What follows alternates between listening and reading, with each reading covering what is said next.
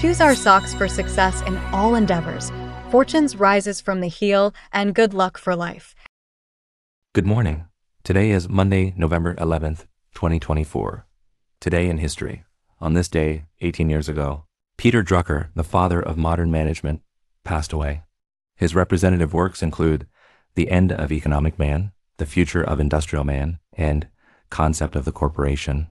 His works have influenced generations of scholars and entrepreneurs who pursue innovation and best management practices.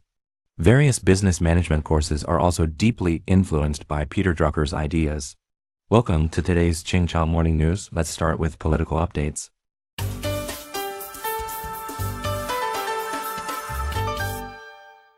Trump declares victory. According to Global Times, voting for the 60th U.S. presidential election has officially concluded. U.S. Republican presidential candidate and former President Trump delivered a speech at the Palm Beach Convention Center in Florida, declaring victory in the 2024 election.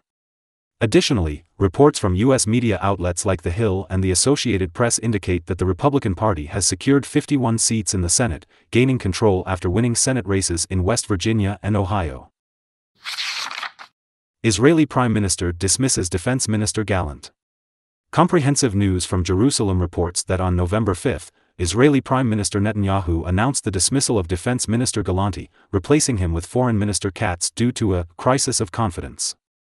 Saul, leader of the far-right New Hope Party, is the foreign minister.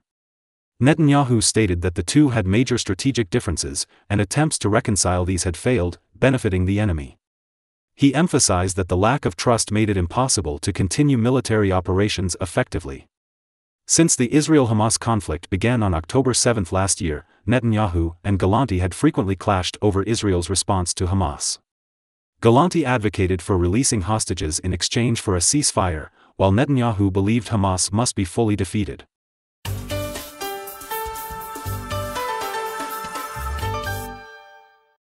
North Korea launches ballistic missile into eastern waters.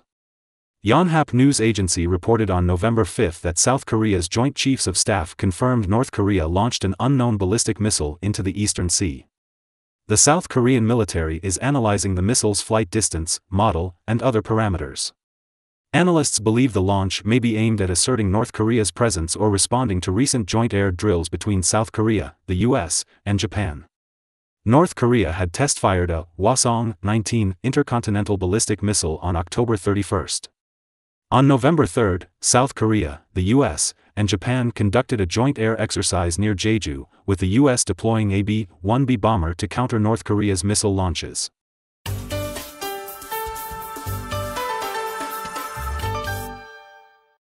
Thailand to advance maritime border and oil exploration talks with Cambodia. According to Bloomberg News, Thai Prime Minister Paetongtarn Shinawatra stated he will resume maritime boundary negotiations and oil exploration with Cambodia, following the 2001 Memorandum of Understanding. The agreement covers a 26,000 square kilometer area in the Gulf of Thailand, containing 283.1 billion cubic meters of natural gas and 300 million barrels of crude oil, valued at $300 billion. Opposition parties and pro-nationalists worry the agreement could lead to Thailand losing sovereignty over Ko Kud. The People's Power Party has called for cancelling the 2001 agreement.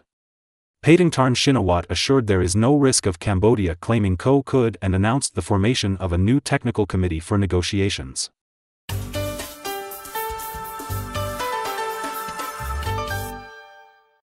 WHO lists 17 pathogens for priority vaccine development. According to the United Nations News Center, on November 5, a new study by the World Health Organization identified 17 common pathogens, bacteria, viruses, and parasites, as key targets for the development of new vaccines. The study reaffirms that HIV, malaria, and tuberculosis, which cause nearly 2.5 million deaths annually, remain top priorities for research and development. The study also highlighted Group B Streptococcus, a bacterium causing serious infections and responsible for 280,000 deaths from rheumatic heart disease. Another new priority is Klebsiella pneumoniae, linked to 790,000 deaths in 2019 and responsible for 40% of newborn blood infections in low-income countries. U.S. detects H5N1 avian flu virus in pigs for the first time. According to Lianhe Xiaobao, the U.S. Department of Agriculture recently reported that a pig on a farm in Oregon was infected with the H5N1 avian influenza virus. Poultry on the farm had previously been confirmed to be infected with H5N1, marking the first time the virus has been detected in pigs in the United States. In recent months, H5N1 has spread globally, killing hundreds of millions of poultry and disrupting food supply chains. Many wild birds have also died, and dozens of mammals have been affected. Pigs are considered mixed carriers of influenza viruses, with genetic exchanges occurring between human and animal viruses, raising concerns about the potential for human infection.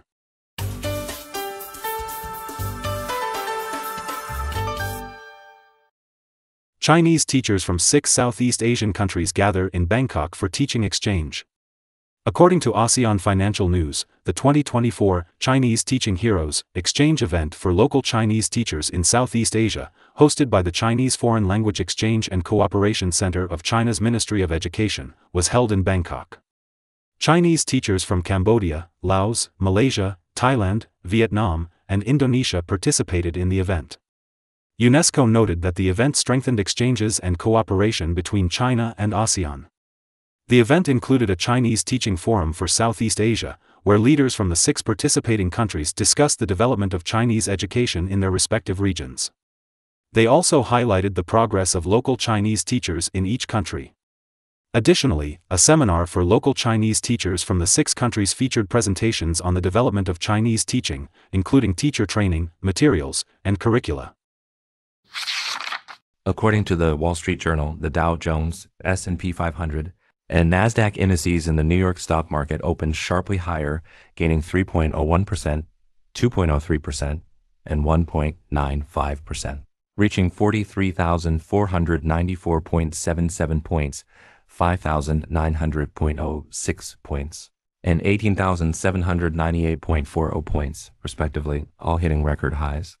That's all for today's Qingchao Morning News. Thanks for watching. Join us at the same time tomorrow.